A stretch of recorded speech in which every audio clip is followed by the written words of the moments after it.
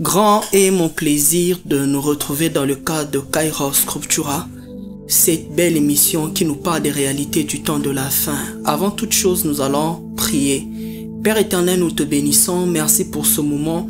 Merci parce que tu nous appelles, tu nous as convoqués pour nous faire comprendre tes oracles, pour nous faire comprendre ta parole, pour nous faire comprendre ta pensée. Que ton esprit, seul le Saint-Esprit, puisse nous enseigner durant cette session.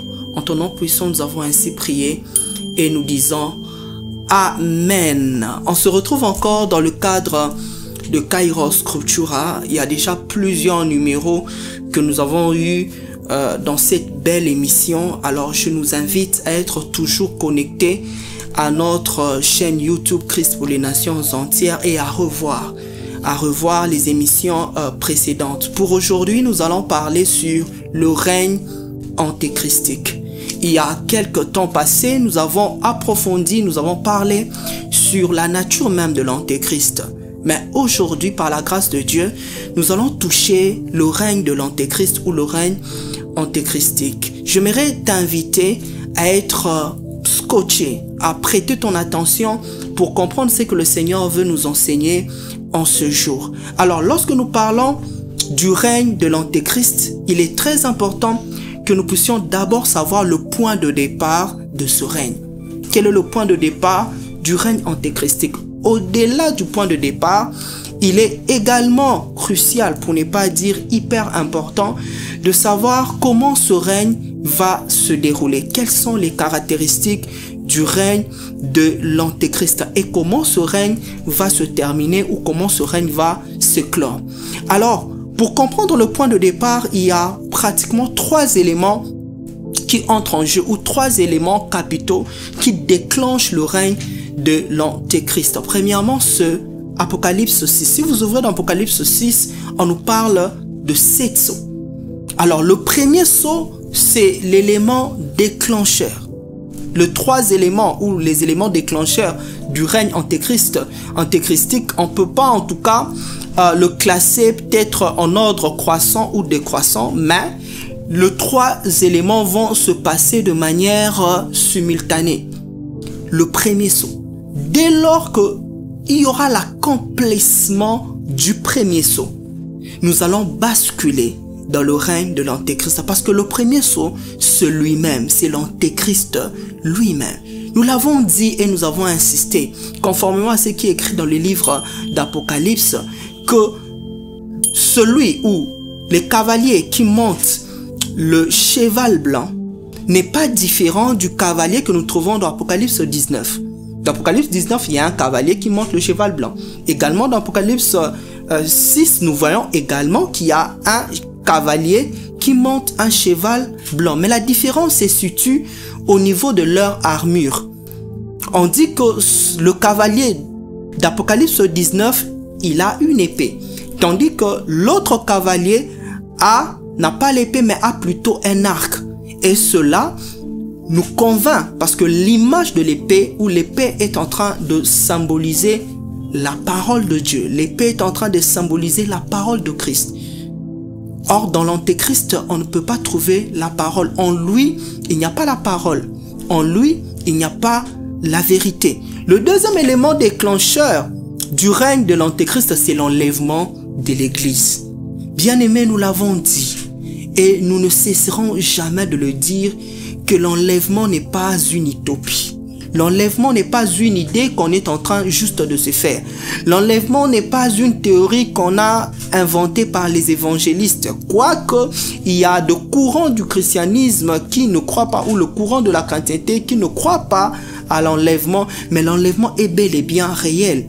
Parce que la Bible en parle. Si vous ouvrez votre Bible dans 1 Thessaloniciens 4, à partir du verset 13 jusqu'au verset 17, ou également dans 1 Corinthiens 15, à partir du verset 52 jusqu'au verset 54, la Bible nous montre que l'enlèvement aura bel et bien lieu. Alors, si l'enlèvement a eu lieu aujourd'hui, ou l'un de ces 4 matins, ça veut dire que dès lors que l'Église est enlevée, dès lors que celui qui retient l'antéchrist, comme 2 Thessaloniciens 2 verset 7 le dit, Le mystère de l'iniquité agit déjà. Mais il faudrait que celui qui le retient puisse disparaître. Alors apparaîtra l'impie. Et dans le verset 9, on dit que cet impie va exercer avec la puissance de Satan. Et si vous ouvrez votre Bible dans Matthieu 24, la parole de Dieu nous montre en profondeur le caractéristique de ce temps. Et j'aime particulièrement le verset 12 qui dit que l'iniquité sera accrue. Qu'est-ce que nous ne voyons pas dans ce monde où le péché est en train de se légaliser, où le mal devient le bien et le bien devient le mal. Les gens qui pratiquent le bien sont haïs et les gens qui pratiquent le mal sont acclamés. Comme 2 Thessaloniciens 2 verset 7 qui dit que le mystère de l'iniquité agit déjà. L'iniquité est dans ce monde et l'iniquité est en train de battre son plein. J'aimerais insister et dire que l'Antéchrist, lorsqu'il viendra régner, il viendra régner sur un système. Le prophète Daniel est en train de dire qu'il changera la loi. Pourquoi il changera la loi? Parce qu'il trouvera un système qui lui est favorable. Mais ce système est en train d'être mis en place progressivement.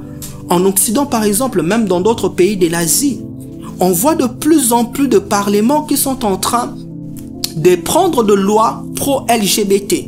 Ou dans leur constitution, ils sont en train de légaliser les mariages pour tous. Ce n'est pas en fait des faits anodins. Mais c'est un système qui doit s'asseoir. L'Antéchrist doit venir dans un monde où il y a un système politique unifié.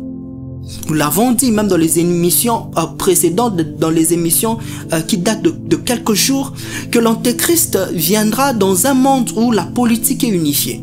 Déjà avec les institutions que nous avons actuellement, l'ONU, mais avant même l'ONU, il y avait la Société des Nations, tout ça préparait un système politique unifié, un système organisationnel unifié. Vous avez l'UNESCO, vous avez l'OMS, vous avez l'UNICEF. Tout ça, ce ne sont pas des choses juste que l'homme a inventées ou que l'homme a créées par son intelligence.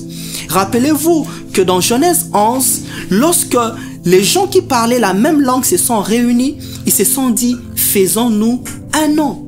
Ils se sont rassemblés et ils ont choisi un homme. Et là, j'aimerais mettre une vérité très importante. Là où les hommes se réunissent, non pas au nom de Dieu, non pas au nom de Christ, il y a toujours un homme qui se lève. Alors, toute unité humaine qui ne se base pas sur Christ. Vous savez, l'apôtre Paul, dans les écrits pauliniens, il est en train de dire il n'y a pas un autre fondement qui a été placé, à savoir Jésus-Christ. Ça veut dire qu'il n'y a pas un autre fondement. Si nous nous réunissons, que ce soit dans l'Union africaine, que ce soit dans l'Union européenne, que ce soit dans toute autre organisation, que ce soit les organisations régionales ou même des organisations multilatérales, si le centre de cette réunification, de cette unité, ce n'est pas le Seigneur Jésus-Christ, c'est toujours un homme qui va se lever. Vous l'avez vu dans la Bible, dans Genèse 11, lorsqu'ils se sont réunis, il y avait un homme qui s'est élevé, c'était Nimrod, et ils ont bâti une tour, c'est la tour de Babel. Et le modèle équivalent qu'on peut comparer aujourd'hui avec ce qui s'est passé avec Genèse 11, c'est bien sûr ce que nous trouvons avec l'Union européenne. Parce que là, j'aimerais déjà anticiper d'une certaine manière, lorsque l'Antéchrist viendra, son empire sera bâti ou reconstruit dans le ruine ou dans le fondement précédent de la Rome antique, autour de la mer Méditerranée. Donc vous comprenez que le temps dans lequel nous sommes, ce n'est pas un temps où nous devons blaguer. Christ lui-même dit, nous ne connaissons ni l'heure, nous ne connaissons ni le jour. Malheur aux femmes qui enfanteront en ce temps-là. Pourquoi? Parce que le temps sont cruciaux. Nous sommes dans les derniers jours. Mieux, comme l'apôtre Paul le dit, nous sommes dans la dernière heure. Et nous devons veiller parce que l'iniquité est en train de s'accroître. Mais l'Antéchrist doit trouver aussi un système économique. Aujourd'hui, avec les institutions de Bretton Woods, depuis 1900, après la Deuxième Guerre mondiale, après 1945, vous avez la Banque mondiale, vous avez l'FMI. Toutes ces institutions n'ont pas été créées juste pour résoudre le problème de la pauvreté. Mais c'est pour donner à cet homme, au chef d'un peuple, celui qui viendra dans la suite de temps, un système politique, un système économique, mais également, il aura un système religieux. Vous savez que lorsque vous ouvrez votre Bible dans Apocalypse 13, on nous montre clairement que lorsque la bête qui monte de la terre, qui représente bien sûr le faux prophète, va exercer, il va exercer de manière simultanée avec la bête qui monte de la mer, l'antéchrist. D'où l'antéchrist va également faire asseoir son pouvoir ou son hégémonie sur un système religieux efficace. Et ça sera l'église catholique. Je ne crois pas tellement à ces thèses. C'est vrai que l'église catholique sera comme le noyau, comme l'épicentre. Mais à cette église catholique, toutes les églises, toutes les religions, toutes les confessions vont venir s'agripper, vont venir s'ajouter et former un système écuménique. Vous savez, aujourd'hui, nous avons une Bible écuménique. Aujourd'hui, nous avons des cultes écuméniques, même au Vatican. Aujourd'hui, nous avons des cultes écuméniques, même dans notre pays, où nous voyons des musulmans, nous voyons des chrétiens, nous voyons ceux des églises de noirs, nous voyons toutes tendances confondues, même des païens venus parce qu'on doit faire un culte écuménique. C'est dans ce contexte-là, ou dans le temps dans lequel nous sommes, tel que Matthieu 24 est en train de le dire, il y aura les guerres, il y aura le bruit des guerres, il y aura des famines, il y aura les épidémies, les maladies, des virus. Tout ça, ça prépare. Et la montée de l'iniquité, comme je viens de l'expliquer, tout ça, ça prépare le lit à l'avènement de l'antéchrist. Comme j'avais dit, le premier élément déclencheur, c'est le premier saut. Le deuxième élément déclencheur, c'est l'enlèvement de l'église. Et le troisième élément déclencheur qui fera en sorte que l'antéchrist commence son règne ou que l'antéchrist puisse apparaître, c'est la fin du temps de la grâce. Pour comprendre cette réalité, il faudrait qu'on revienne sur Daniel 9, du verset 24 jusqu'au verset 27, où on nous explique clairement le 70 semaines de Daniel, que je veux quand même essayer de revenir un peu plus tard. Et la dernière semaine est réservée au règne de l'antéchrist. La dernière semaine est réservée à l'empire de l'antéchrist. Bien-aimés dans le Seigneur, mais vous vous posez la question, le règne de l'antéchrist va prendre combien de temps? C'est la Bible qui répond. Si vous ouvrez votre Bible toujours dans Matthieu 24, verset 15, la parole de Dieu est en train de nous dire ici, Matthieu 24, verset 15, que je profite pour lire. C'est pourquoi lorsque vous verrez l'abomination de la désolation dont on a parlé le prophète Daniel, établi en lieu saint, que celui qui lit fasse très attention. Là, nous sommes déjà dans la partie de 70 semaines de Daniel. Mais si vous prenez le verset 22 de Matthieu 24, la Bible dit, si ces temps n'étaient pas abrégés, même les élus ne seront pas sauvés. De quel temps on est en train de parler? Vous savez, si l'antéchrist, on lui donne par exemple 50 ans, je ne pense même pas qu'un élu sera sauvé. Mais on se pose la question, pourquoi on parle des élus? On est déjà après l'enlèvement. Qu'est-ce que les élus sont en train de faire dans ce contexte-là? Mais il y aura des élus qui vont rester. Il y aura des élus qui vont rater l'enlèvement. Il y aura même des pasteurs, même des évangélistes, même des hommes de Dieu connus qui vont rater l'enlèvement. Ce sont des élus. C'est pas parce que quelqu'un a raté l'enlèvement qu'il n'est pas élu. Et là, j'aimerais faire une parenthèse. Si actuellement nous sommes sauvés conformément à Ephésiens 2, verset 8, nous sommes sauvés par la grâce, par le moyen de la foi. Une fois que l'église est enlevée, ceux qui vont rester, quoique ils sont élus, ils devraient être sauvés au prix de leur propre sacrifice ou de leur propre sang. Ils doivent être comme des martyrs ou agir comme des martyrs. Et la Bible dit dans Matthieu 24, verset 22, si le temps n'était pas abrégé, si ces temps n'étaient pas écourtés, même les élus ne seront pas sauvés. C'est pour cela qu'on parle d'une période de 7 ans. Mais il y a toujours de polémiques. C'est parmi les doctrinaires, parmi les chrétiens. Je connais beaucoup de tendances de chrétiens, je ne vais pas citer ces confessions ou ces églises, qui croient que le règne de l'antéchrist, ça sera que pendant 3 ans et demi. Ils sont en train de s'approfondir sur ce que la Bible dit dans le livre d'Apocalypse, le 42 mois, ou même le 1260 jours. ils sont en train de s'approfondir sur ça. Mais il faudrait bien lire la Bible. Lorsque dans l'Apocalypse, on nous dit 42 mois, 1260 jours, on montre maintenant comment l'Antéchrist va montrer ses griffes ou comment l'Antéchrist aura de l'emprise sur les nations. Parce que la dernière semaine, ou la 70e semaine de Daniel, est scindée en deux parties. Pendant le premier 3 ans et demi, l'Antéchrist, on l'a toujours dit, sera un homme bon. Sera un homme, on peut dire à la limite, parfait, qui va résoudre beaucoup de problèmes. Mais c'est après, au milieu de la semaine, qu'il va montrer ses griffes. Il va apparaître comme un agneau, mais quand il va ouvrir sa bouche, il va commencer à rougir comme un lion. C'est ce que la parole de Dieu est en train de nous présenter. Mais j'aimerais ici rester dans une approche beaucoup plus historique. Si vous prenez l'édit de Artaxerxès, qui était bien sûr l'un des premiers rois de l'Archémide, le premier roi Archémide, les Archémides étaient les premiers peuples ou la première dynastie de Perse. Alors, Artaxerxès avait pris un édit. Il a pris son édit en 445 avant Jésus-Christ. Quand vous prenez les 70 semaines, nous avons premièrement 7 semaines, 62 semaines et la dernière semaine.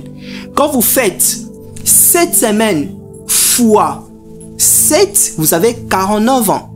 Et quand vous prenez le 62 semaines, vous le faites fois 7, 62 semaines fois 7, ça vous donne une affaire de 434 ans. Alors quand vous additionnez 434 ans plus 49 ans, ça vous donne une affaire de 483 ans. Ça veut dire que du moment où l'édit de Artaxerxès a été pris pour la reconstruction bien sûr de Jérusalem, parce que dans les 70 semaines, il y a 3 éléments clés, 3 éléments importants dans les 70 semaines. Le premier élément, c'est la reconstruction de Jérusalem. Le deuxième élément, c'est le retranchement du roi, ou le retranchement de Christ, l'œuvre de la croix. Et le troisième élément, c'est l'apparition même de l'Antéchrist. C'est pour cela que quand je parle des éléments déclencheurs de l'avènement du règne antéchristique, je suis revenu sur le 70 semaines de Daniel. Alors, l'édit qui a été pris par ce roi persan datant de 445 avant Jésus, quand vous faites 445 avant Jésus plus 483, qui constitue le nombre de 69 premières semaines jusqu'au retranchement du roi, la différence vous donne 38 ans. Exactement comme la vie de Jésus-Christ. Ce qui signifie que lorsque Jésus-Christ était en train de mourir à la croix, parce que Jésus est mort à 33 ans, mais il y a des doctrinaires qui vous disent qu'il est né en moins 4 avant Jésus-Christ. Donc, si vous êtes dans cette fourchette-là, de 33 à 38, ça tombe exactement à l'œuvre de la croix. D'où ce qui a été dit par le roi persan ou le roi Archémide, le roi des Archémides, en ce temps-là, en 445 avant Jésus-Christ, 483 ans après Jésus-Christ, ça tombe à 38 ans. On a 38 ans. D'où vous comprenez avec moi qu'il y a une précision des tailles. Le retranchement du roi a eu lieu en ce moment-là. D'où ça reste par rapport à la prophétie de Daniel qu'une seule semaine qui est le temps de l'Antéchrist. Et entre la 69e semaine et la 70e semaine, c'est le temps de la grâce. Bien-aimés dans le Seigneur, maintenant il faudrait savoir que comment va se dérouler ou les caractéristiques du règne antéchristique. Premièrement, il y a d'abord, pendant ce temps-là, ou pendant le 7 ans, il faut scinder ça entre le 3 ans et 3 ans et demi et 3 ans et demi. Durant le premier 3 ans et demi, vis-à-vis du diable et de l'Antéchrist, l'Antéchrist sera acclamé. Pourquoi l'Antéchrist sera acclamé? Conformément à Apocalypse 13, du premier verset jusqu'au verset 3, il sera acclamé parce qu'en lui, on va voir un homme qui a résolu les guerres. La Bible dit, lorsque la terre aura à dire paix et sûreté, le monde va l'acclamer. Et dans la deuxième partie de 3 ans et demi, lui, c'est-à-dire Satan et l'Antéchrist seront adorés. Si vous ouvrez la Bible dans Apocalypse 13, 4 du verset 4 jusqu'au verset 8, on dit que le monde va adorer le dragon parce qu'il a donné la puissance, il a donné le pouvoir à la bête. Et là même, s'il faudrait ajouter un quatrième élément déclencheur, je dirais que l'antéchrist apparaîtra parce que Satan va lui donner la puissance, comme 2 Thessaloniciens 2, verset 9 est en train de lui dire qu'il apparaîtra et il agira avec la puissance de Satan. Alors, vis-à-vis d'Israël, qu'est-ce qui va se passer pendant le règne de l'antéchrist? On se rend compte que, premièrement, il va faire une alliance avec Israël. Daniel 9, verset 27, partie A. Il confirmera une alliance solide avec Israël. Il va résoudre les guerres. Le problème qu'Israël a, Israël va dire, voilà le Messie que je t'en cherchais. Le chef politique, le roi d'Israël. Israël va même le considérer.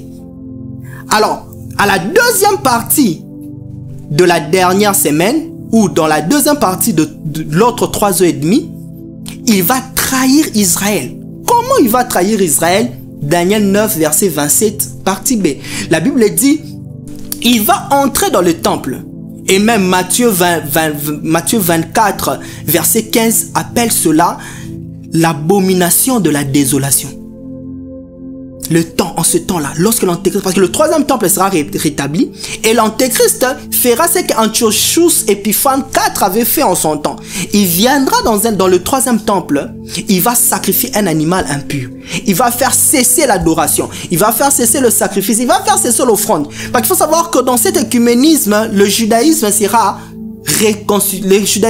vraiment restauré et le judaïsme aura totalement sa place dans cet écuménisme.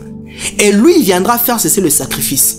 Il viendra faire cesser l'adoration. Et il va même s'auto-proclamer qu'il est Dieu. Dès qu'il va s'auto-proclamer qu'il est Dieu, en ce moment-là, les Juifs vont comprendre que lui, ce n'est pas le Christ.